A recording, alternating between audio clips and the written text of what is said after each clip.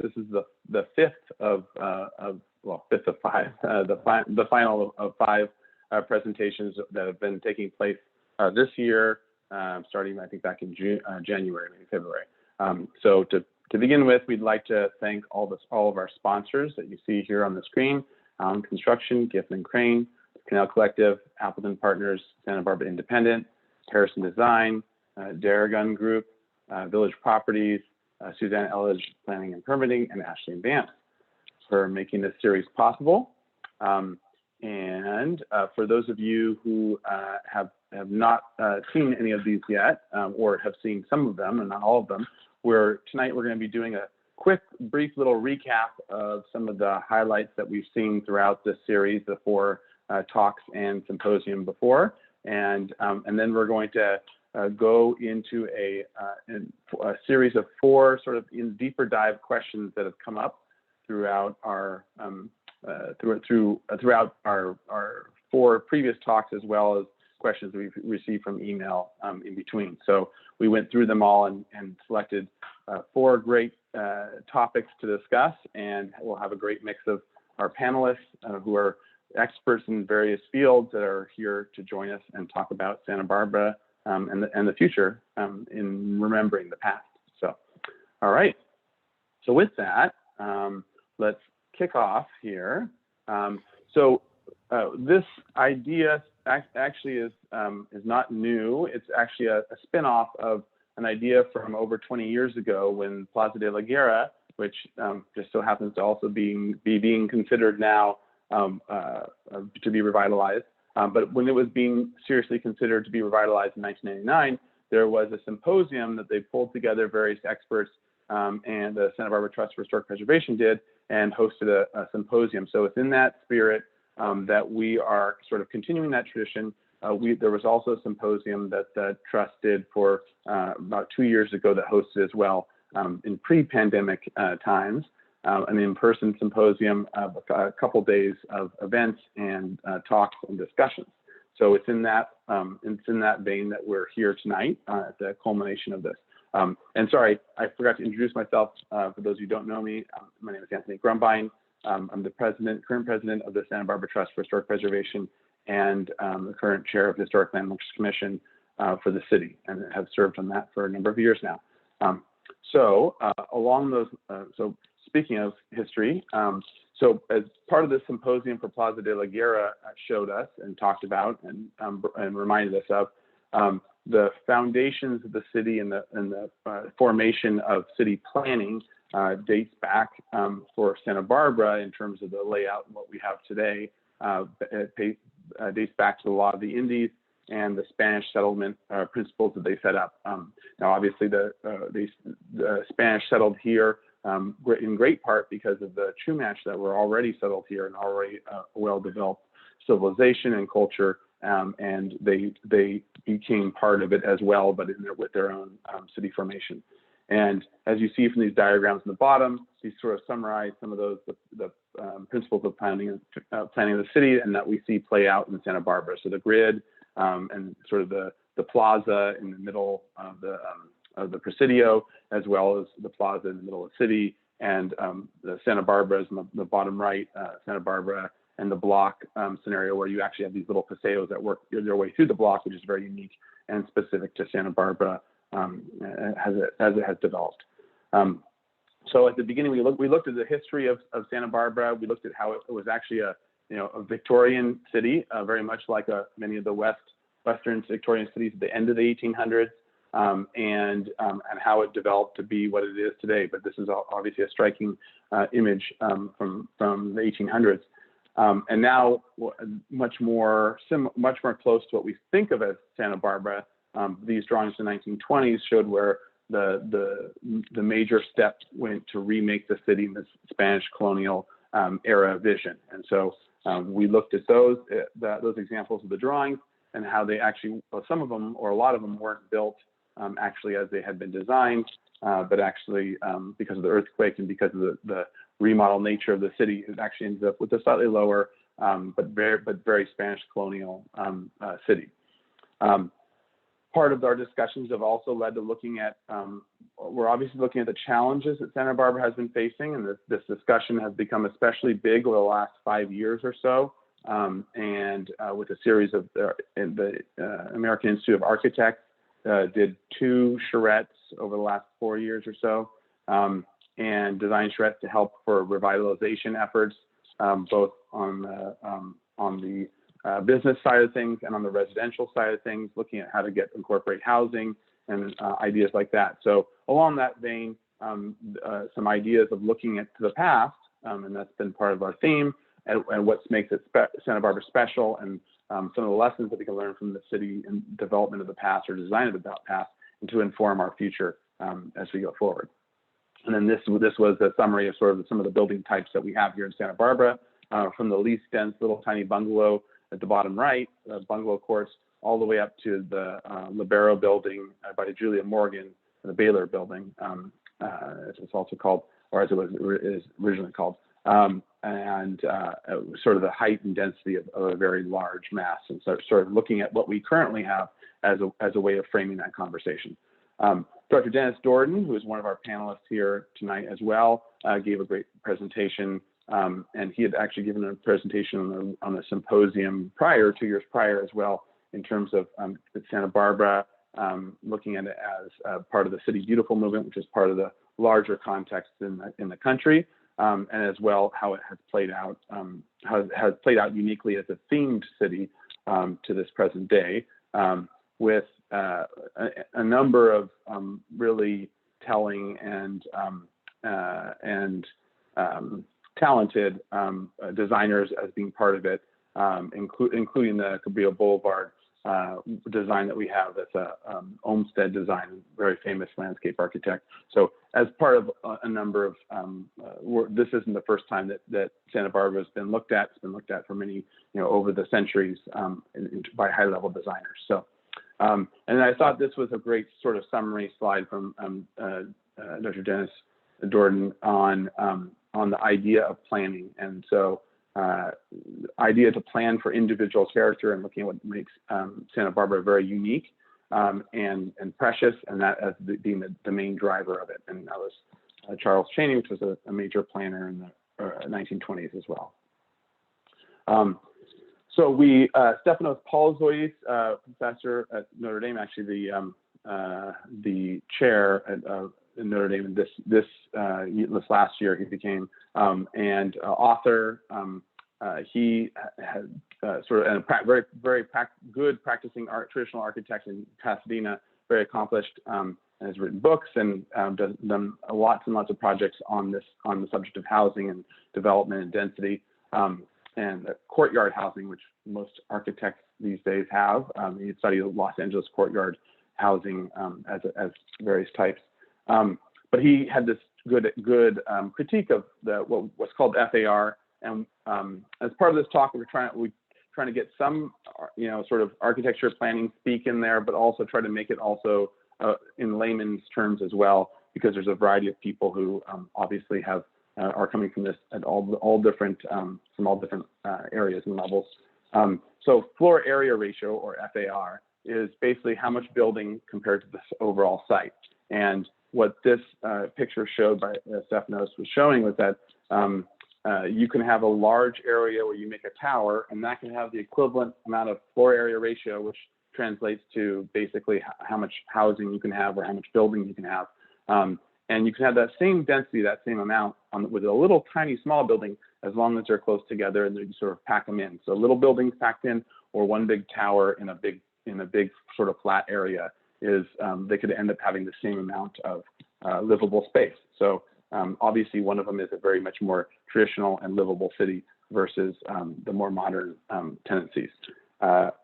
Stefanos also pointed out about infill projects, and in this example, he showed that he's doing with Pasadena, how basically where all the new colored buildings are here. This was a freeway off-ramp in transition, and so basically taking this blank freeway land that was for the cars and turning it into how much development you can get in there, and actually make it revitalizing, because basically big blank spaces in cities are actually a negative to the city, as opposed to actually good urban fabric or good building and landscape fabric that's usable. And he gave an example of a project that he did, and he and his wife did for Moule Polyzoides as a live work. And so this was a mixed use, have a door for working out of your home and a door for going in for residences separately.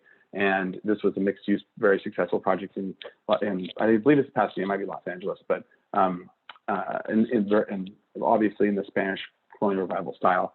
And then finally for Stephanos, he talked about how he identified in yellow all of the parking lots that fill the city. And he talked a lot about parking and how it is, and how you can get it to still work, especially underground or in other ways, but really that it's sort of a negative. And so that's a place where you can just improve the city by just filling in parking lots. And so he had this as a diagram of looking at how much parking there actually is available, parking lots available, and that would actually just increase the quality of city if you did good buildings and good landscape, good courtyards and good paseos in those areas. And then finally, we had Daniel Perelik, who is author and also very accomplished traditional urbanist. And they're out of San Francisco area. And he came out recently, actually this last year, came out with a book on the missing middle housing. And so he talks in it about how, on one side you have the sort of small single family suburban home size, and then you have on the other side you have this high density inner city size. And right now there's basically a missing middle portion, which is all these buildings in between, these 1, 2, 3, 4-story buildings that go in between this really big and intense and the very small and spread out. And so his argument is that this is the housing type. You can get a lot of density, you can get a lot of units, you can get a lot of good living, and you don't have to go to the extreme height and size level. And interestingly, in his talk, he talked about how Santa Barbara was actually the birthplace of this book and this idea, because he came and studied Santa Barbara for a project that he was doing. And he started like 20, 30 years ago with looking at Santa Barbara as having all these different types, from these little courtyard housing or little auto court housing and the bungalows, and then to all the way up to larger courtyard housing and to larger housing complexes. And so, but still all very human scale, at most, 2, 3, 4 stories at most, but very, very human scale. So with that, that was kind of where the last series has brought us to. And so with that, we're going to have 4 parts of this panel, and I wanted to start off with our first panel. We've sort of mixed and matched our panelists, and many were from the previous talks and panelists, and have been asked to come back and join this conversation. And so really we're looking at how we can go to the next steps. And so we've looked at the past, we looked at the challenges of our current challenges, and now the goal tonight is to address some of the bigger questions for where to from here. So Anthony, with that, yeah, Kevin. Before we get started, I think you can stop sharing your screen now, and maybe all the panelists, so we can see them all at once at the beginning. Oh, great! Yeah, can turn on their screens and their sound, because we're going to have sub panels throughout the rest of the evening. But I want everyone to see how many wonderful experts we have tonight. And then before you introduce any of them or introduce the first panel, I'm going to do our first poll really quick to see who's in the audience. Okay, great. Okay. Sounds good. All right. So audience members, you can vote on this poll, and actually I'm going to allow panelists to vote too. So. Oh, wow. So the question is what brought you here tonight? And I'll give you guys a moment to maybe Anthony can run through the options. So yeah. Sounds good. So one is I am a professional architecture, planning, or preservationist. This is what I do.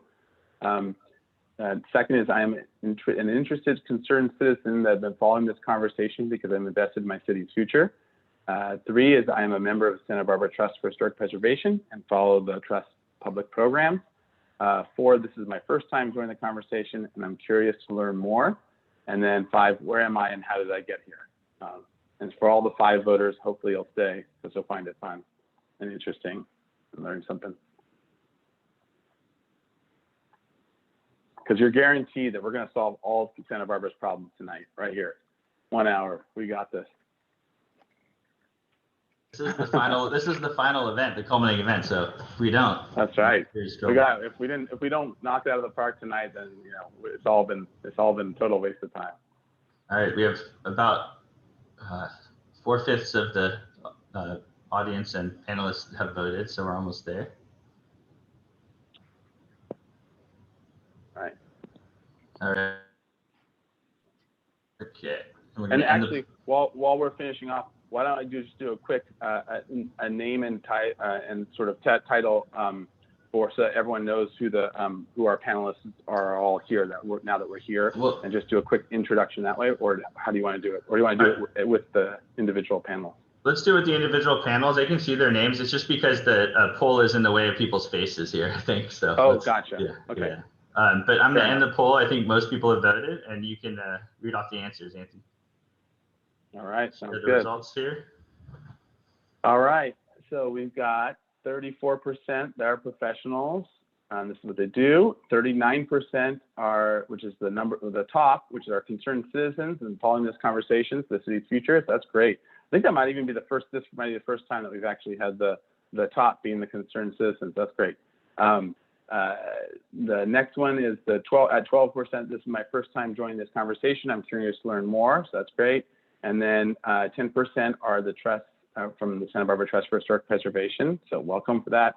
And 5% is where am I and how did I get here? One of those was me, so I just wanted to see how high we can get that number.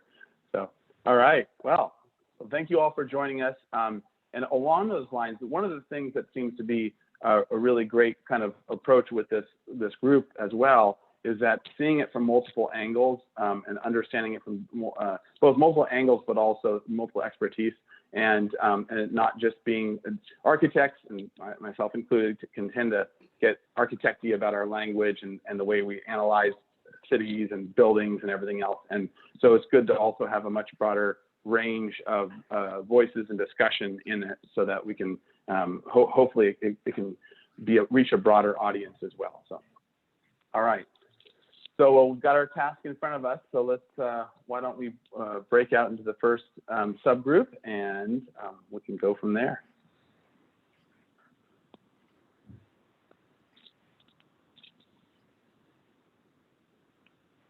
All right. So.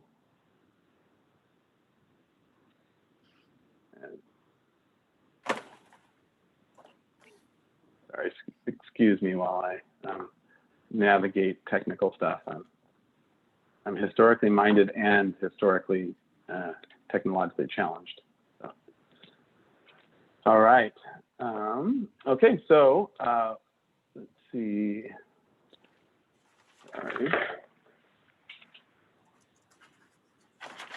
Sorry, just give me 1 second. I'm gonna pull it. Okay, all right. Here we go. So panel A. We have Leo, Kristen, Jason, Nicole, and Dennis. And so Leo Cassis is architect with oh my gosh, Appleton, Mark Appleton, and is one of their lead designer, and comes at from that angle. Kristen Snedden is a city council member. Jason Harris comes to us as a city development, and Nicole Hernandez is a city architecture historian, and Dennis Dordan is both historic landmarks commissioner now, because we pulled them into it, and Professor Emeritus from Notre Dame University. So welcome all. So thank you all for joining us in this in our continued discussion. So we'll kick it off with the main topic for this panel to discuss, and we'll try to keep it, if everyone can try to keep it at 2 minutes, I think was our timing. Is that right, Kevin? I think that's right. We'll go with that, 2 minutes. 2 minutes. 2 minutes to their, yeah, 2 minutes to your answers. And I'll try to let you know if things are going over too much, and we'll try to keep it moving so we can get through all of the questions with all the discussion points. And if you don't need to use the whole 2 minutes, you don't have to. But all right. So the first question is, what are the city's major obstacles that must be addressed to move forward on major urban development challenges we face in Santa Barbara. All right, so why don't we, since we have a city council member on, why don't we start with throwing them into the bus? I was hoping you were going to end with me so I could borrow from everybody else's. Yes. Can I first just say that this series has been incredible. I mean, really starting with, you mentioned the 2 years prior, and with Dr. Jordan speaking, and Sheila Lodge, and Anthony, you, and I remember after that, just coming up to you and talking about how do we get this going with master planning for our city. And it's been a long process, and this is such an important conversation, and I've learned so much even more through this series. I've learned more than I have to offer to say, but I think our greatest obstacles are, one is the cost of land. I mean, we are trying to incentivize housing and take care of the missing middle and still maintain our beautiful architecture and character of our city on some of the most expensive real estate in the country. It's not just the most expensive within our city. And that's a major obstacle and challenge to try and find that balance between what's going to pencil out for development and really looking at that missing middle. I think what we really need is our redevelopment agency back to really tackle this in a meaningful way. And we're doing what we can. So that, what I say would be the biggest obstacle is just the tremendous cost. I also think that while we're trying to hobble it together in this way, we need to settle on a comprehensive model for how we want to move forward. We sort of have moved between different models of AUD, or now we're looking at FAR. And really this particular series of conversations has highlighted some of those challenges with FAR. I mean, we heard that it has the potential to destroy the fabric of communities. And at the same time, we're trying to address that missing middle question. And to find the balance between those two is really where the biggest obstacles lie, I think, in settling in a way. And I'm really excited out of this series and moving forward with, and I know you've been very instrumental in the process of the concept of developing a downtown master planning process, so we can really start to tie these pieces together and commit to a way forward. And to me, that's been one of the biggest obstacles, is all the different ways we've been trying to address the challenges and kind of pulling ourselves in opposing directions. And so I'm looking forward to the next stage of all of this information together and moving that forward into a comprehensive plan. And part of that also will be, we need a suitable site survey of the city. We need to know, when you had the map, there are parking lots that are available. Well, are all the parking lots in play, or are we looking at mixed use, or are we trying to build FAR? And if we try to do all of them all together, I think we'll miss the opportunity to carry on in the tradition of careful planning in our city. So, I mean, the challenges are many, but the rewards are great for keeping going with what we have. Thank you. You're muted, Anthony. Oh, thanks. And Kristen, you ended right when I said something too, but I was muted. That's great. Perfect. All right, Leo, to you. What do you think about major obstacles? So it's interesting because Daniel Perolik and I have known each other for quite a long time from our Notre Dame days, and I actually was also present on that Isla Vista charrette where we all took a tour of Santa Barbara. For some of us, it was the first time. For some of us, it was after many visits. And I think the biggest takeaway is, of course, we found many incredible examples that we could apply to the charrette and the plan and the form-based code of Isla Vista, because it's low-hanging fruit. Great examples for how one deals with density and intensity without generating the local area, adding to it in the form of tethering fabric together, creating continuity, creating a sense of continuum that really was able to, at least in the planning aspect of it, bring together some of the best things that were about Isla Vista, borrowing from Santa Barbara, but yet making it specific to Isla Vista and its scale. And so, there was an analysis, there was a survey of what was available in terms of housing, and of course, the missing middle was a big part. Dan and I actually worked on a few diagrams of multi-generational housing, multi-unit housing that involved a great variety in a very small and compact yet efficacious way. One of the other things that we noticed too was the other missing middle that wasn't just housing, it was also missing the small mom and pop mid-range shops, the small hardware stores, the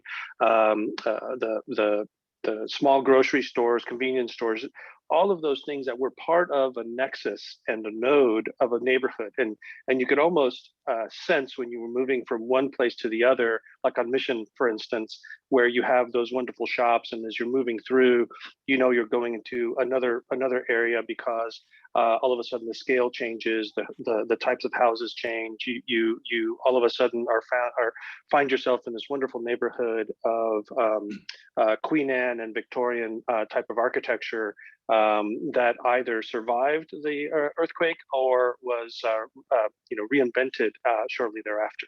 And so knowing what you have was always one of the first steps that we took in any charrette, wherever it was. And hundreds of cities now and hundreds of practitioners are understanding that you have to take the pulse of the patient, so to speak. You've got to see what is wrong, and but also what is right. And if you can do that, then you're far more capable of understanding the directions that you might take. The pluses are, and I don't mean to cut you off, but just to get a quick summary, just to make sure we keep moving on things. So, are you saying that basically getting the lay of the land, being a good thorough lay of the land, being one of the biggest obstacles, or? It starts with that, and being open and honest about what you have and what you don't have, being open and honest about the problems, and framing the question. If you're looking for solutions, you've got to frame the question in a way that's intelligible, and that begins to really analyze and look at what the problems are and what is at the heart of what you're trying to solve. You only do that by looking at what you have and being able to chart a course for yourself. All right, thanks. All right, well, let's jump to a historian now. Nicole, do you want to take a shot at this, at our biggest challenges? Sure. In my mind, there's two big challenges in really revitalizing downtown, especially. One is, as you mentioned earlier, really infilling those empty parking lots so we have a real positive space instead of those negative voids. And the other challenge is rehabbing those old buildings downtown for housing.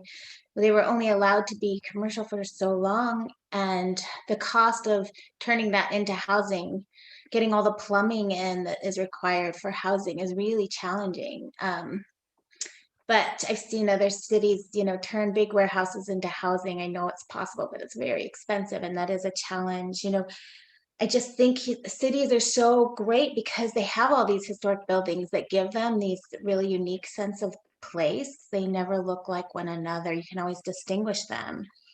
And it's like walking through like our, humanities artistry as you walk through every era of time, and adding this era of time is possible. And so many people are a little hesitant about, we don't want any more bigger buildings. But from our presentations, our old buildings are pretty tall and pretty big, and we can do it with design elements that really work. And will create a continuity, as Leo had said, that will allow the old and the new to work together, and we'll still have a really unique, beautiful city that has the vibrancy that we need to go into the next, era for everyone to enjoy. So I think that's possible, but I think the cost of rehabbing those old buildings so we have the people down here is a big challenge. And they did just pass the state tax credit after a long time. So maybe that'll entice some people to use that, because that has worked in other states a lot in rehabbing buildings. Well, you can also just go the historic plumbing route, as in no plumbing, no electricity. There's different approaches to code, you know. All right, thanks, Nicole. Dennis, do you want to take a stab at it? I'm going to save Jason's answer for last because he's going to have all the answers and then tell us how to economically develop. So it'll be great. Good evening, everybody. There's a lot going on. So I made a list and I've got 4 items on my list. The first is environmental, and it deals with environmental constraints on growth. Architecture and urbanism is always in dialogue with nature. And the kinds of dialogues we're having with nature are going to change. They're changing now. The second one is political, and that involves state mandates that limit our ability to make decisions locally.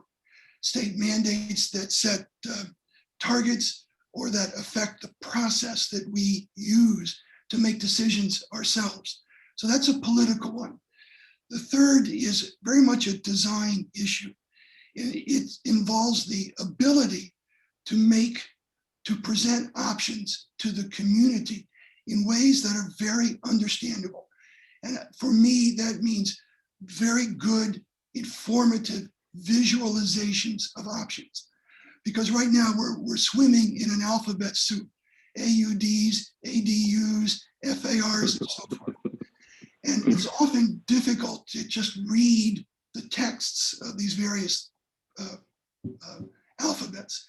And I think that there is a place for good information visualization to help us. The fourth and final one on my list is really a very human, let's say, weakness. It's or challenge. And that involves saying no when the promise of the headlines is so tempting. When somebody comes in and says, if you just let me build this, or you let us do this, you will get something that you desperately want. And I'll give you one example of what I mean. People, let's use an imaginary case where somebody proposes a housing project with 80 units. We all care about housing. And then you look carefully at that, and half of those units are studio apartments, about 500 square feet. Who do we need housing for? Is a stable workforce, or is the next generation, our children who want to start families here? Is a 500 square foot studio apartment going to work for them? Or will that be attractive for students at UCSB or Santa Barbara City College? In other words, it's saying, it's being careful and really looking at the details with the help of good information visualizations to be sure that when we say yes, what is it that we're getting for our yes? All right, thank you, Dennis. All right, Jason, you're up. Oh, hello, everyone. You're the closer. All right. Well, great perspective and insight from all our panelists, and I'll just maybe speak to a little more of the granularity of some of the challenges that I see from as we discuss urban development ultimately, right? That was the description, major urban development challenges. So as we heard from the council member, the expense, the economics of development and the cost is a major challenge. And when we see the obstacle, we also think of, how do we work around and through those issues? Some are outside our control. We don't control cost of resources and or private property interest. However, there are tools and techniques that can be applied, and we're in the process of doing so, establishing a vision. I think will create motivation, hopefully create initiation, and then ultimately that process, as highlighted by Leo, will be a lot of engagement opportunities. So the challenge is to have engagement now that we can start meeting together. Hopefully can overachieve that and achieve that and get engagement to have a collective vision from our residents, and then ultimately drive what is another challenge is a little bit of lack of engagement from a majority of property owners to achieve the type of use and development that we seek, the balance that we seek, recognizing we have issues of economics, land expense, et cetera, that we don't necessarily control.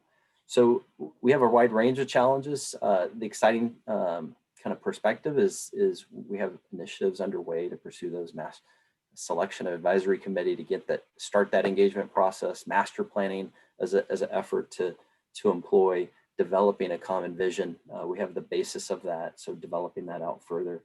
And then probably a constant challenge is finding the balance of various interests. And sometimes those interests have some competing desires, as Dennis was highlighting. So things that we're used to, maybe in different perspective, we're going to be applying past techniques, new practice, but a really exciting time for Santa Barbara, and really well positioned coming out of a pandemic, and an opportunity to reflect that we have this past year, and really start fresh with some new ideas. Obviously, the closure of State Streets initiated some of that kind of new thinking. So really exciting opportunities to tackle some constant ongoing challenges and unique challenges. And the last one I'll highlight is a kind of a funding issue, different type of funding issue, which is managing our public spaces and dealing with our, the challenges that we may have, be it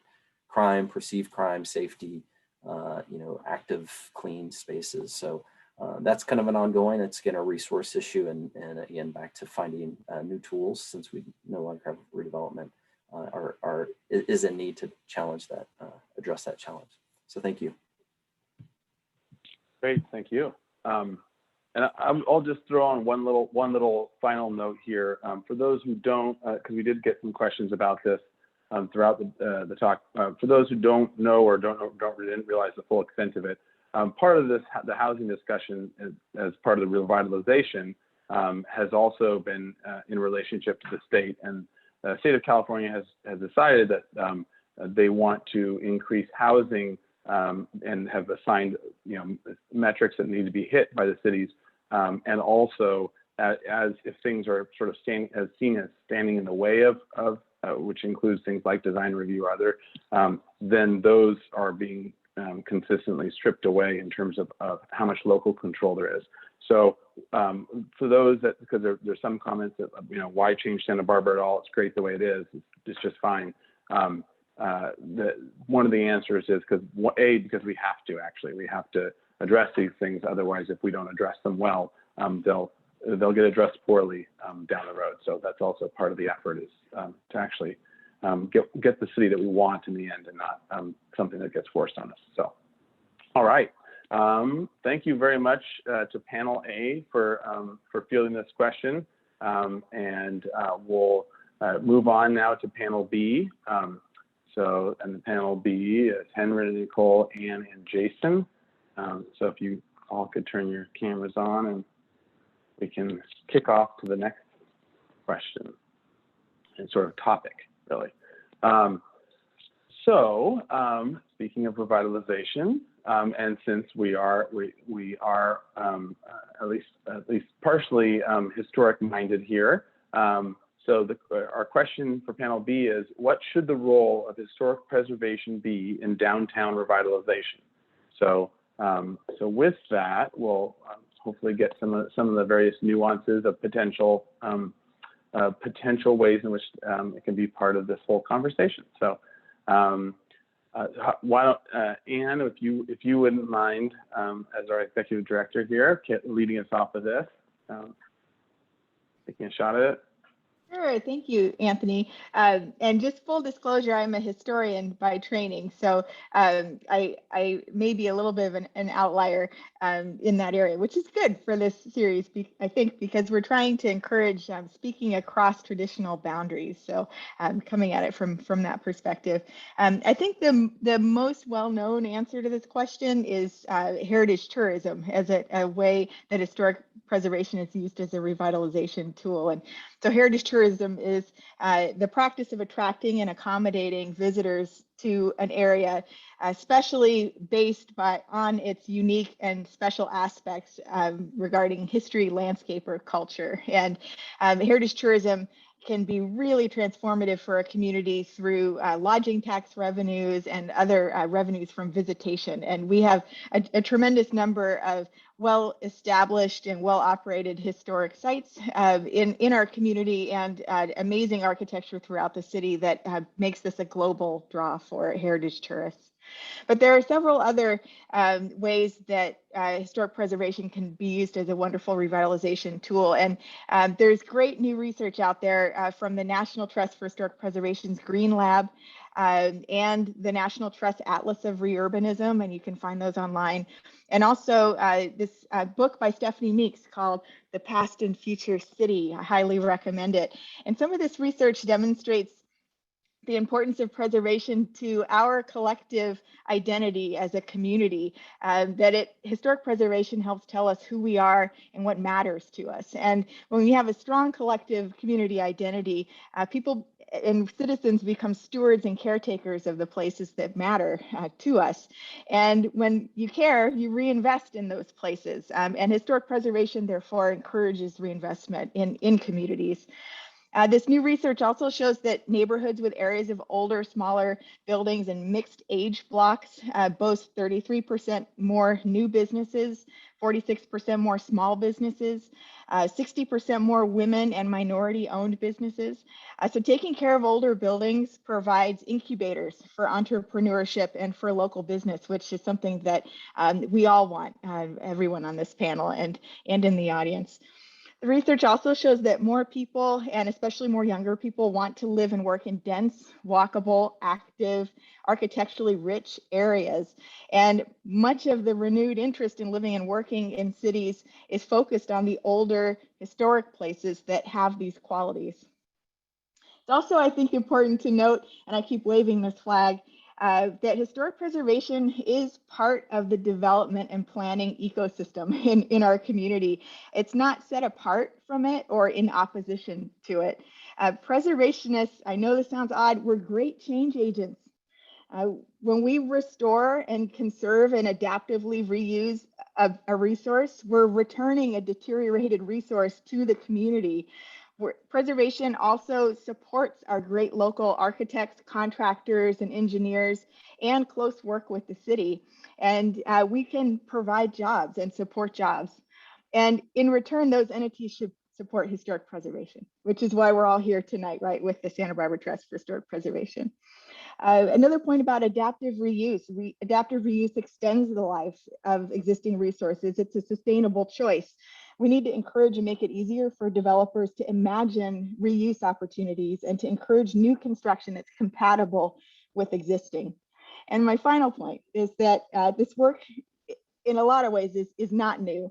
The Main Street Initiative of the National Trust for Historic Preservation was created in the 1980s, and it's an initiative that encourages historic preservation as an economic revitalization tool for main commercial corridors, just like State Street, and in cities all over the country.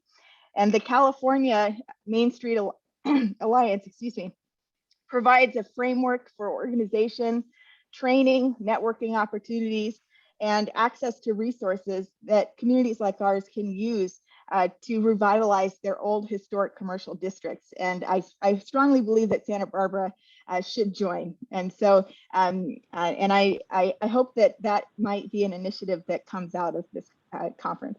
Thank you. All right. Thank you, Anne. All right, so now we'll go from historian to architect with Henry.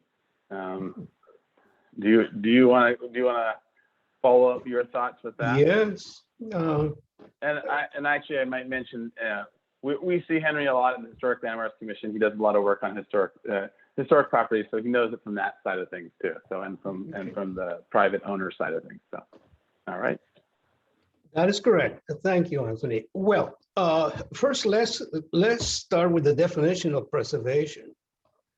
Preservation, whatever city you're talking about, it is a book on the personality and the character of the city that you live in. It's a book. It's a book that started many, many years ago that has gone through a number of terrible transitions or disasters like the 1925 earthquake, The city had to reinvent themselves, I think, when the 101 underpasses took place, the elimination of the cars on State Street. And now here we are again. But the one thing that we have done in Santa Barbara well is protect, through preservation, the character, the personality of the city. If you miss that, then you destroy it all completely. And there are communities, including the one that I'm living in now, where there seems to be a deliberate attempt to erase and tear the pages of history away. And the personality is being lost completely. But that's not Santa Barbara, right, Henny? No, it's not Santa Barbara. Okay, It's good. north of Santa Barbara, not too far away. But anyway, and the reason I say that is because every morning when I get up to go have my coffee, I see cubes, buildings which have absolutely no context or history to the wonderful carpentry, to the wonderful tradition of the Art Deco, the Victorian architecture. Absolutely no attempt to try to carry that on. Santa Barbara, on the other hand, does. And it has been, and it has to continue to do that. Because if we lose it, we're going to lose the economic viability of our city. People come here because Santa Barbara is one of the most beautiful cities in the world. It's different. There's a lot of beautiful cities in the world. And the beautiful cities like Paris or Venice or Florence, they all have a personality. You can't change that. You can become extremely creative with architecture. I mean, Cass and I yesterday had a wonderful conversation about how to make the architecture as architects more romantic, more significant, more creative, and still staying within the parameters of what Spanish colonial revival is. And so, Nicole made a good point about how expensive things are to restore buildings into housing.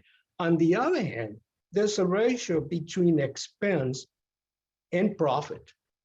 In other words, if a property owner decides to invest some money on the building, and that building constitute bringing more business to him, not only immediately, but through the next 25 years, it begins to equalize itself, you see. But anyway, in closing, I would say that no matter what we do today, tomorrow, 50 years from now, if we don't preserve the personality, if we don't preserve what we have, we're going to lose it. And unfortunately, we're going to lose it permanently because some of these buildings cannot be rebuilt again. So I'll end with that. All right. Thank you, Henry. All right, we'll go to Jason next. Jason, you want to take a swing at this one? Certainly, no. Well, Anne was very comprehensive in her overview, so I'd have to agree and echo many of those remarks. I'd maybe put a finer point on some of those elements that she was highlighting on the economic development opportunities. Is it's obviously a huge attraction, and it really establishes why Santa Barbara is as famous and well known as it is, and it has the moniker of the Riviera. It's part and place to its natural location, sea and mountain, but I think seconded with the exclamation point of the historic structures and the influence being the second really substantive contribution, that our historic character, our historic buildings influence our community, obviously with architectural style that's so prominent throughout, but even in the form of development, and it's so interesting to see the paseos and the courtyards throughout that influence the community. And having worked in other urban centers, communities would really die for having paseos and unique spaces, unique public spaces throughout the city that historic buildings, were the originators of and established, but then that obviously influenced and directed, newer development with that architectural style that we are so fortunate and blessed to have, because obviously the Spanish Revival is very evocative of those spaces. And then, lastly, it will influence and direct future development as we're going about master planning, as we go about seeking the additional uses. Wholeheartedly agree of the benefits of having historic buildings adaptively reused, and needing to find creative ways to help support that, because sometimes the economics defy that. So really, great opportunities. We're really blessed and fortunate to have such a rich, deep culture and history and so many buildings that were preserved. So we thank all our forefathers and foremothers for all their hard work and preservation. And we know them by name, and still, Mr. Hoffman and Ms. Chase and others. So with that, I'll end. But really exciting topic. Thank you all for having me. Yeah. Thank you, Jason. All right, and last but not least, Nicole, our city architecture historian. What do you want to add? Thank you, Anthony. Well, yeah, I agree. People flock to historic buildings. They want to live in them, they want to shop in them, and they want to visit the cities. People will often all over the world pay a lot more to stay in a historic building, live in a historic building, shop in a historic building. I would much rather do my shopping in the San Marcos building. All those are chain stores. You can find them in any strip mall, but the ones in the San Marcos building are hands down more beautiful. So what I find a lot people don't know is which buildings are historic and which aren't. Lots of people tell me we have so many replicas. And the truth is Santa Barbara has tons of authentic pieces of 1920s architecture designed by some of the best architects of the late 19th and early 20th century. And getting that story to people so they know that it's special is really key. We all know because we live in this architecture world, but when I talk to people outside of it, they have no idea that building was done in 1920 and every window in there is intact. So I really would like to start really finding a way to mark our historic buildings so people know what they're looking at. We're not a Disneyland city. We are a real authentic historic city with some great stuff. And I just think we need to shout it from the rooftops and tell people that story. So they come and they will know that it's real. So they get a real sense of what is around here, not just thinking it's great, it's knowing it's great. And we have to tell that story. Great. All right. Thank you, Nicole. And thank you all panelists B for your weighing in on historic preservation and its role in revitalization. So thank you. All right. So I think at this time now we're going to have another poll question. Kevin, is that right? Yeah, we have one more poll for the audience, kind of halfway point here. Okay. So thank you everyone who are still with us, and thanks for joining us tonight. This is Kevin from the Trust. I'm going to put a poll up, so don't be shy and make sure to answer the poll so we can hear from the audience, everyone out there who we can't see. All right, here we go. All right. Okay, so civic space poll, and we're about to get into this, so let's hear where the audience is on this topic. So in general, do you feel that Santa Barbara has too little, too many, or just the right amount of public/civic spaces to serve its community? And so first, too little. Second, too many. C or 3, just the right amount. And then last, I forgot because I have not been out in the public space for over a year. So yeah, pandemic aside, there was a public space. Anthony, you asked me to put a funny number for us. Yeah, that was a good one, Kevin. You got me. I hadn't seen that. Just so everyone knows, I actually hadn't seen that last part until right now. So that's a good option D. We always want to have an option D.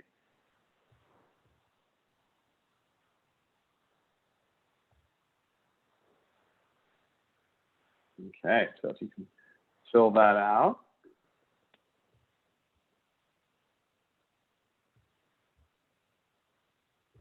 All right, so a strong lead of 59%, just the right amount, and followed by 32% with too little, 3% with too many, and 5% forgot because it's been over a year since they've been in a public place. So, all right.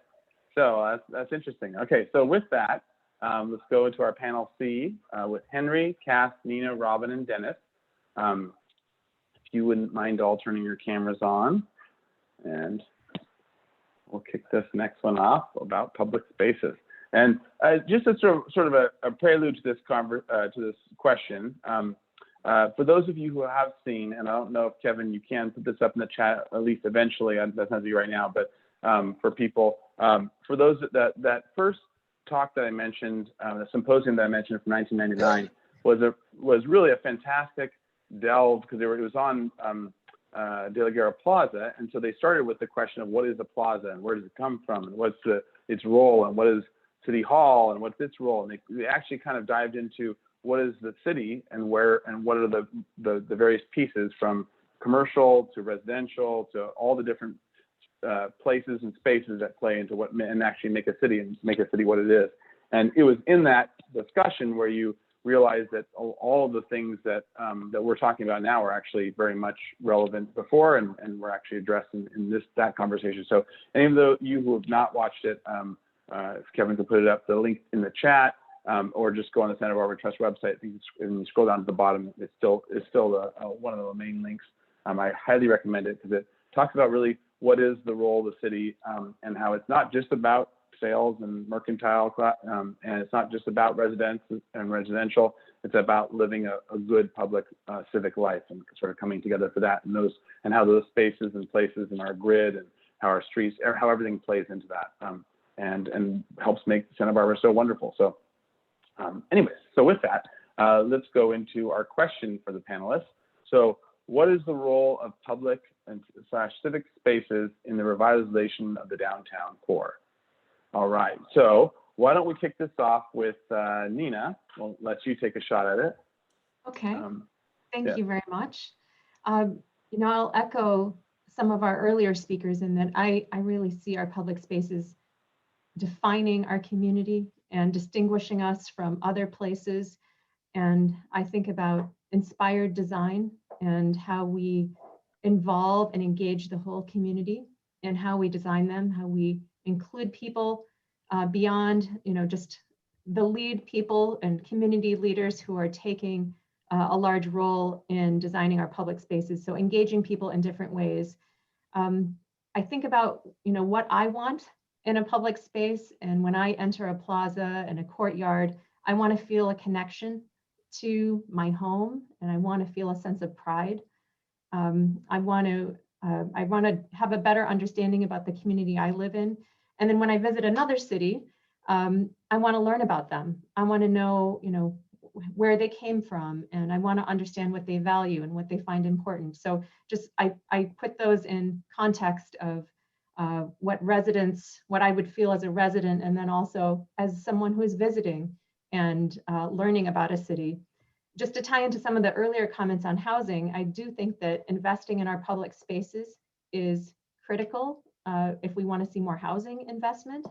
I think having spaces for interaction and public life, people watching and reading a book, having all of those spaces really drives more decisions for the space all around in our buildings. And we'll see more housing by investing in the public spaces. Landscaping and greenery are critical. We've got a lot of concrete and buildings and computer screens in our lives. So, and we have a human need for natural, to connect with nature and find those places. We seek them out. I have to say, make a note about integrating art early in our design of public spaces, really taking a holistic approach to the design of our public spaces so that art is not an afterthought, and being really thoughtful in how we connect areas of our neighborhoods. We have a lot of dead space that can be more artful and more activated with different activities and so forth. Great, thank you. All right, why don't we go to Robin? You want to follow up on that? Absolutely. This is such a great conversation. I'm so thankful for it. I'm learning a ton from all of you and thankful to be asked this question. I think the role of public and civic spaces is so important to a community. They create places for people to connect, to enjoy shared space together, to see friends, for those spontaneous hellos that we've been so missing until we've started to see people's faces, but even seeing them in public on the promenade downtown, I think has really created a new sense of place and pride. And you know, it's really a space also for both kids and adults to play and enjoy sort of a sense of freedom outside of their home, outside of a business where they don't necessarily have to do one particular thing or another. So I think that we've seen that not only our restaurants and outdoor dining spaces are a sense of civic space as well. They're kind of an extension of our own houses and our dining rooms. I think what we've seen with this promenade experiment here is that our paseos and our corridors and the way they flow and the views that people can see in the ways that they flow really creates that sense of space, but it also is important in the way that they connect or disconnect other spaces. So those are super important things for us to be considering. And they facilitate access to the different uses of the space. So access to businesses, access to the beach, the way that we connect to the different paseos are super important. And I think, you know, of course, we're having this conversation for a reason. And one of the things that people so love about Santa Barbara is that we have these beautiful, intriguing, civic public spaces. And the more that we can create those and enliven those spaces, really make you want to stay and linger and explore and come back and tell others about your experience. So I think these are all really special aspects about public space that not only are important for our downtown core, but also just make a space that people want to continue to enjoy. Great, thank you. All right. So let's go to Dennis. You want to jump in on this one? Yes, thank you. If the question is, what's the role of public spaces? And I would say it's what it has always been. These are the places and the spaces that support community activities and the kind of important popular rituals and celebrations such as Fiesta or Solstice and other events like that. If we lose the ability to do these things, Fiesta and Solstice, if we lose the ability to enjoy our own city, we'll know that we're doing something wrong. So this is really a gauge for us to watch. I'd also say that in addition, greater density downtown, which seems to be the dynamic that's unfolding, greater density downtown means greater need for truly public spaces, places that you don't have to buy something in order to be there, that you can just be out and enjoying being out in Santa Barbara. The last thing that I'll throw in is simply to endorse a lot of what people like Ann Peterson have said, and to make the comment that it's very good to see the sponsors of this series, and I appreciate that. But the Santa Barbara Trust for Historic Preservation really has taken a lead role. And it's really a true indication of just how important and dynamic historic preservation is. It isn't about old stuff, and it isn't about obstacles to growth. It really is about being a partner in the kind of development that we all would love to see here. So kudos to the Trust for Historic Preservation. All right, thank you, Dennis. All right, why don't we go to Cass next? And I know, Cass, you disagree with Nina's comments on art, and you think that art does not belong in the city at all. But sorry, I had to take that. I had to take that fun little dig. Cass is an artist and architect. So she's with me on this one. She stole my. I know, I'm outnumbered here. She took the words right out of my mouth. Yeah, I don't know what to really. I'm gonna see what I can add to this discussion because so many have already stated it so well. I really appreciated Henry's comments, also Nicole's comments, and Nina and Robin just now, and everyone else's as well. This is so important. It's the magic of the city, the design of the city, the inclusion of the art, the placement of everything, having the spaces feel, they can be designed in a way that's very simple. There's just a beautiful space, and sometimes in some cases that you just move through. You don't have to have a lot of stuff. In fact, sometimes less stuff is better. We have so many beautiful, we're known for our paseos, right? When I first came to Santa Barbara over 35 years ago, the paseos were such a intrigue to me. And we have these amazing spaces that I feel are underutilized right now. They're not cared for in the way that they should be. They're not as beautiful as they could be easily with just a little care. I think there's many things that we can do in that regard. I won't go into that, but back to kind of what Nicole was saying is how do we, and also Nina, this is the real thing. How do we express who we are? It's the expression of all of the people who live here. It's inclusionary. Everyone comes together in the public spaces, and these public spaces should be the expression of every single person in this town. They belong to all of us, and it's through the design and the art that they have a unique flavor. And that is what people come here for, is to see, what is this town? It's the people who live here and the expression that we give to it.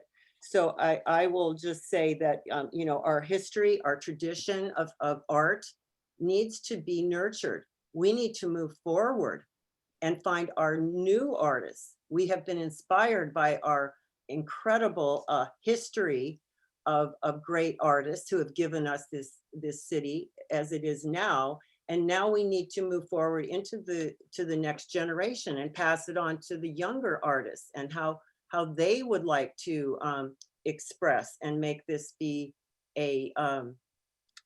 continue to be the unique city that people come from around the world to see. And I'll just leave it at that. Thank you so much for including me. I am honored to be here, and I look forward to more discussions like this. Thank you. Thank you, Kath. All right, Henry, it's up to you. You're the closer now. All right. Bring it all home. So public and civic spaces. Public in revitalization. Public spaces have been found probably ever since the humans started to live. It was just really interesting. The other day I saw a documentary on the Aborigines of Australia. Their whole land is a public space, but interestingly enough, every evening they get together in a group and they begin to chant and dance, and it revitalized them. Not too long ago, I got the opportunity to go to Havana.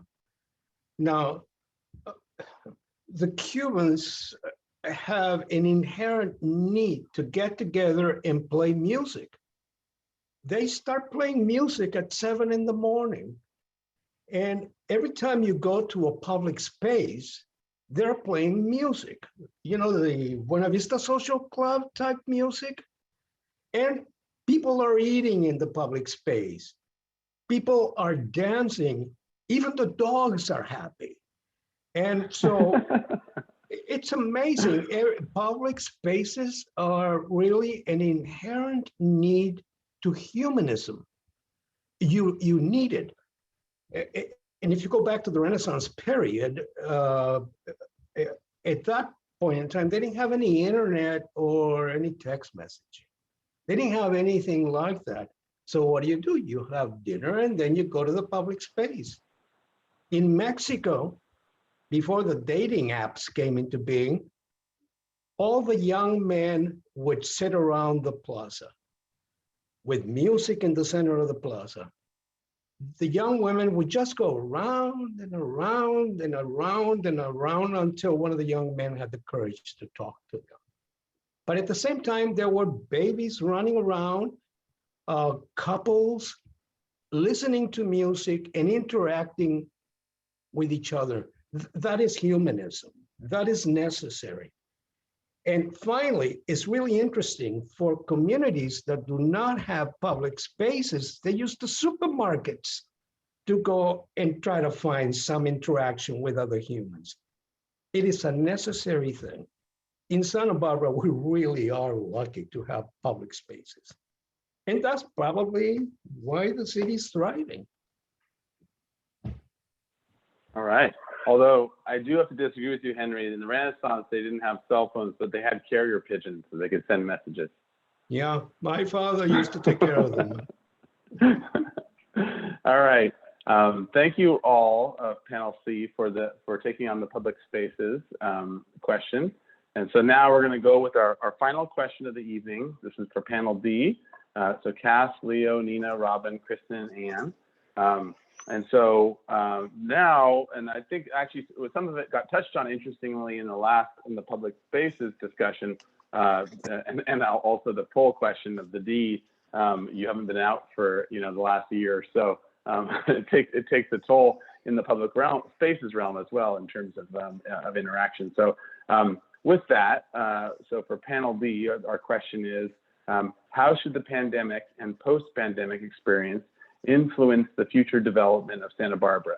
Now, this could go in a bunch of different directions, but since it's just happened and it seems like there may be some lessons to learn or ideas or thoughts based on this. So we're going to just kind of throw it out there as the next thing. So with that, why don't we lead Cass with you, since all of your art answers got stolen by the last one.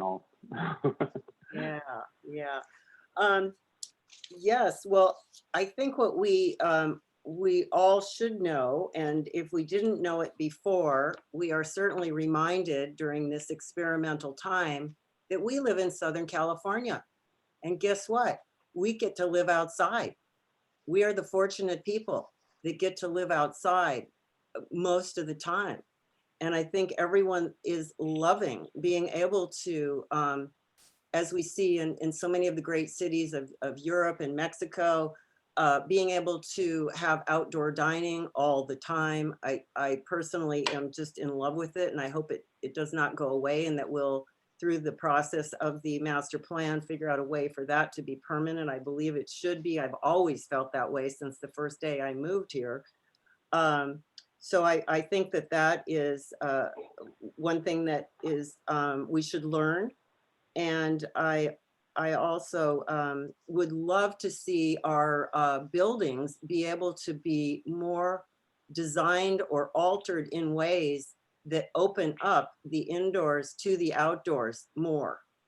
And just like when we go to Brophy Brothers, and how great it is to stand outside there with the windows open, and you can stand there by the bar and order your margarita or whatever.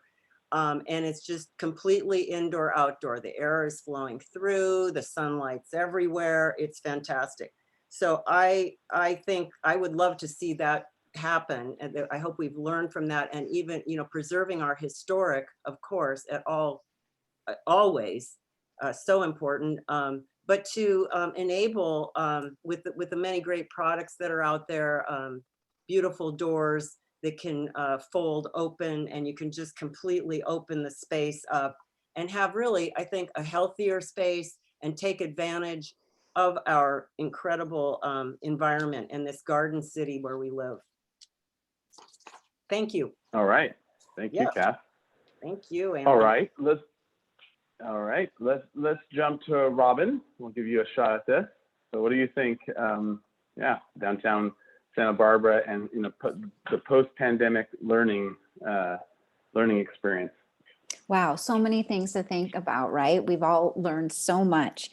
I think one of the things with this public space and also moving past the pandemic is we've created now this space, particularly on the promenade in downtown, that there's this space with shared ownership, and there's now so much new and unexpected, beautiful pride in that space.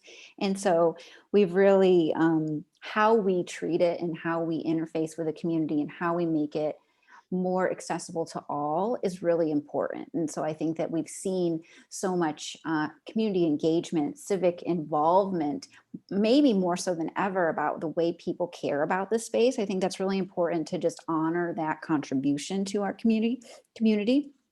I think the way people, of course, are using office, retail space, and we have a lot of people that are living here now that actually work at a company elsewhere because they're so excited to be in Santa Barbara. So thinking about how that plays into kind of the way our community functions, how much housing we have, how that we involve them in our community is certainly important. Maintenance and safety of our public space is super important, that we've changed it. And so we need to think about how to go ahead with that. I think a safety net for our community, we've found that is so important, not only for our businesses, we were able to get these things like PPPs and et cetera, but also the safety net for our diverse community. We're going to continue to have, heaven forbid, but probably continue to have ups and downs with our economy and environmental aspects to our community. And we really need to we have to continue to create that strong safety net. Our workforce depends a lot on our local school system. We've found that, families, they're not able to work as easily when their kids aren't actually in school. So that is really important about thinking about not only now there's a lot of colleges with asynchronistic classes where people can just take them whenever but not show up, and people are getting more and more interested in that. So we're going to have to see how that affects our community and what we need to plan for, and all of that goes along with it.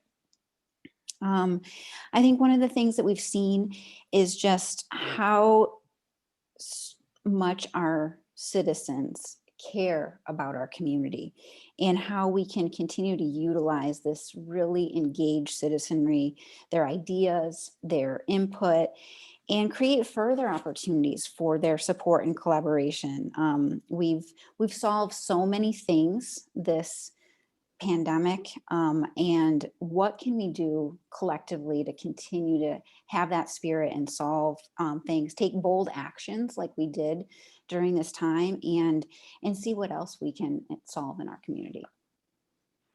All right, thank you, Robin.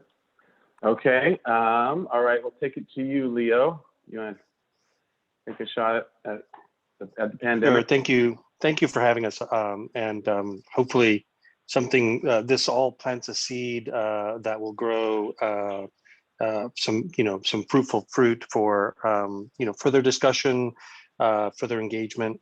And what I'd like to add to what Robin just said, and I have been thinking about this after a trip to Germany, where there is not this problem of homelessness, or at least not so readily evident as we see it in many of our cities, unfortunately.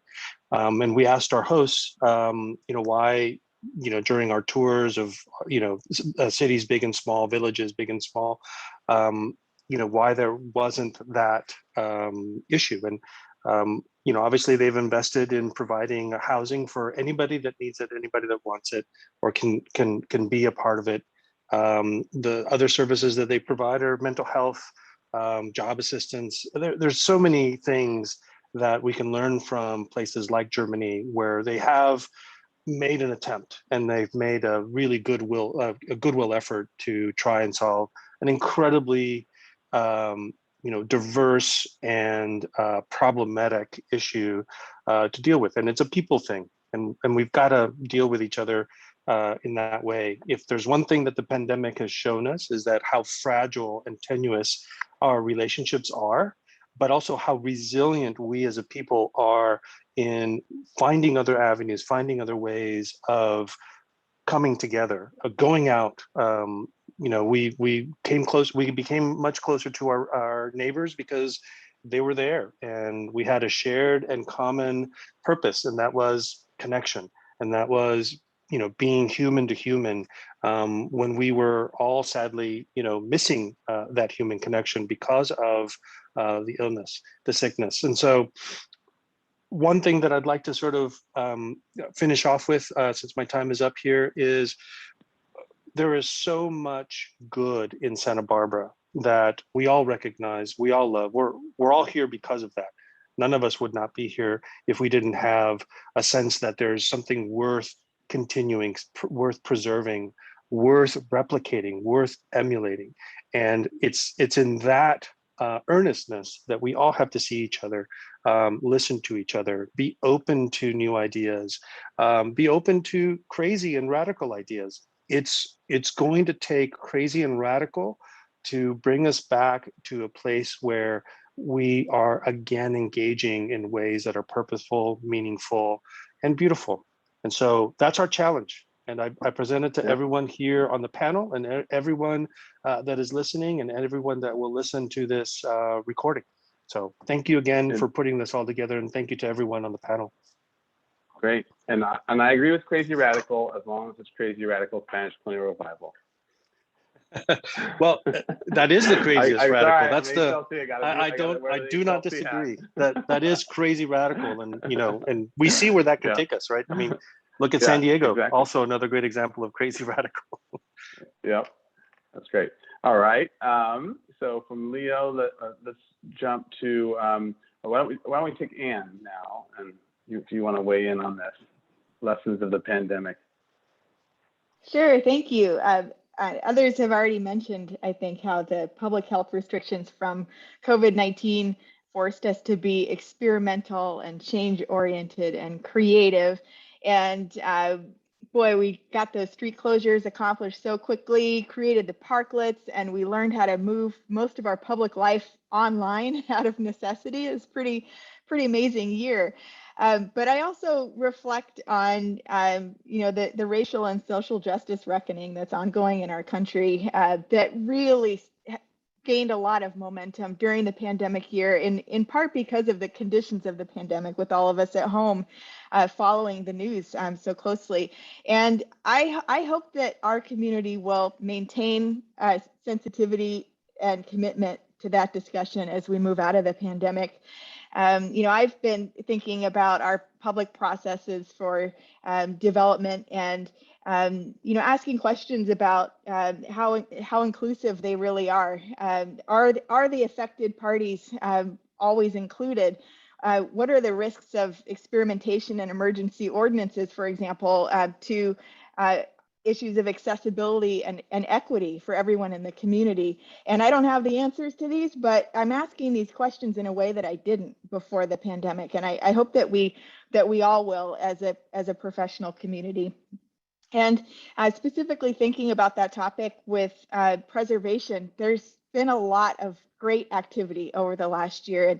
And so I want to call out the great work of Healing Justice, who made the demand to the city to landmark Black spaces, and also the very quick and successful response from Nicole, our city's architectural historian, and the Historic Landmarks Commission to, as soon as they could, landmark St. Paul's Church, and then recently designate the Second Baptist Church as a structure of merit, and also the landmarking of Casa de la Raza during the pandemic. It's sort of shocking looking back now to think that had not been landmarked, and HLC made it happen, and City Council gave their blessing. That was wonderful. I'm also following this really incredible citizen debate about the murals in Ortega Park. And what is that space? Is that space an archaeological site? Is it a historic site? Or is it just a community park and we can change things and the artwork was ephemeral? And those conversations, I'm not sure they would have happened before the pandemic. And then, of course, there's sort of an ongoing conversation I've shared with Anthony about vernacular versus high architecture in terms of how things get designated and what we decide is actually historic, and whose spaces do those belong to in each of these categories. And I also think about the Haley corridor and what can be considered threats of gentrification in that area with new construction and the loss of older housing units. And the bigger questions here are, that I hope that we'll all keep asking, or, who's part of these conversations? We're all leaders in the community, and here we are having a public conversation. Who are we not including? Who are we not centering that we could? I think we could ask questions about reevaluating commission memberships and what those qualifications are. Could we think about prioritizing personal and family history, residential lived experience as qualities that matter when we're deciding about development projects and considering what's important. So I hope that we'll think about broadening our collective sense of who the stakeholders are, and in addition to focusing on the expertise that have brought all of us together tonight. So that's what's been on my mind about the consequences of the pandemic. Oh, is that it? That's all that's been in your mind? That's all I got, Anthony. All right. Let's go to Nina. Your thoughts on, and I'm sure that's been very easy being in the city during the, with the pandemic, and how, sure there's no problems now, and everyone's very nice. I think it's a you don't have to answer time. that, but yeah. We have a lot of fresh perspectives and a new lens. We have a lot of the same problems, but we're able to see everything in a different way. And that's really a gift. We have an opportunity to question our assumptions, our rules, take a different look at things to see what's meaningful. It's a time when we can add more colors to our palette, allow more creativity, experiment more. I'd like to think that we can hold on to this in perpetuity, but I guess I feel that it is something that we're able to work with right now. And I think it's a mindset because we're in transition. I think a lot about all of our design professionals. If you're an architect, if you're an artist, any creative professional, you're a natural problem solver and you're a leader in this moment. This is, we're going to design our way out of a pandemic in every field. And I think that there's so many different challenges right now, and there's a natural calling for people, and you feel a sense of duty right now. So I think there are places for so many people to get engaged and come up with solutions and help in the community. I wanted to also throw out that in thinking things through, and this is coming from the government perspective, where we have a lot of, just as everyone has deadlines, and we want to achieve milestones within the fiscal year.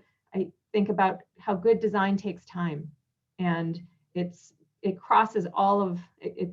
It's not about checking boxes or hitting a certain committee. A lot goes into making a place, and figuring out solutions means taking the time to listen carefully and collaboratively with the community. It's not overnight, so it's allowing for the inspiration and thoughtfulness to be there.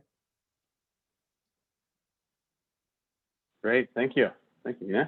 All right, and then I think I've gotten everyone but Kristen. Is that right? Because we'll let you close this one, Kristen. All right, from your city council perspective, some of your thoughts on the pandemic and post-pandemic, because I know that's been not just a little bit challenging in terms of this last year. So.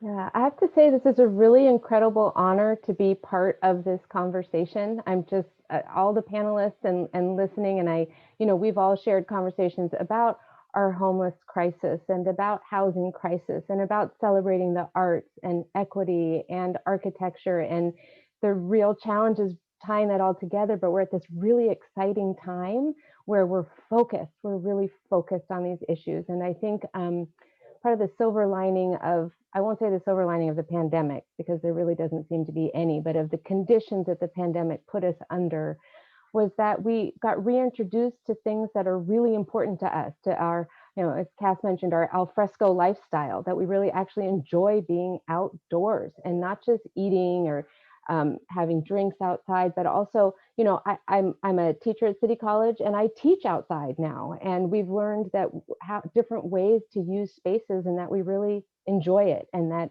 people enjoy interacting outdoors and with our, just our beauty of the nature that we get to have here in Santa Barbara, and a new appreciation for that, I think, in ways that we saw it as a backdrop, but now it's essential. It's essential to our living that we can be outdoors.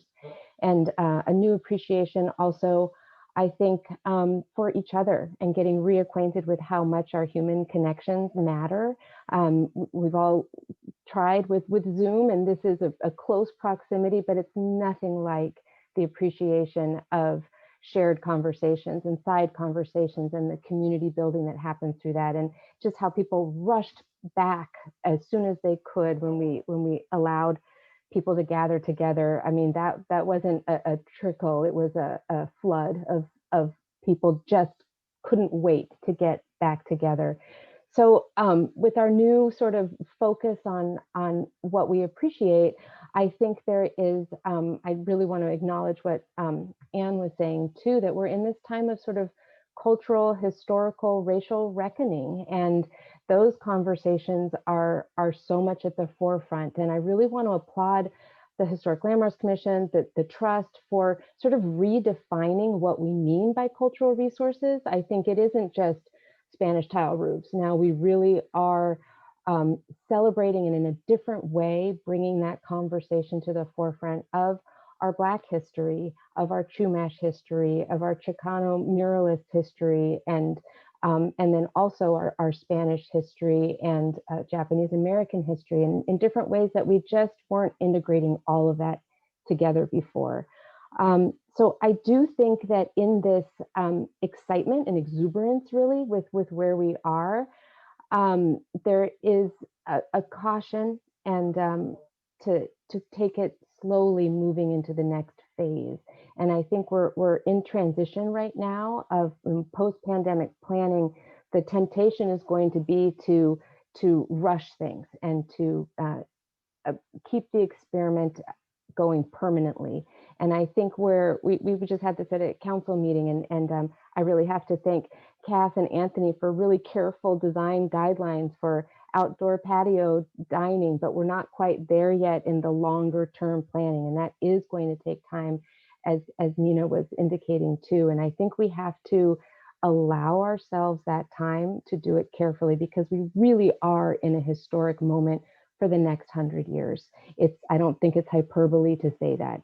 The beautiful bones are here, and we're sort of reconfiguring and setting our priorities and foundation for the next 100 years. And I don't want to rush that. I want to take what we're learning. I don't even want to say past tense learned, because we're still in the learning of what we value, and to really hold on to those core values as we figure out how to celebrate those into the future. And it will take some patience and a lot of public input. I think we've learned that as well, that the public is engaged and really, really cares about what happens.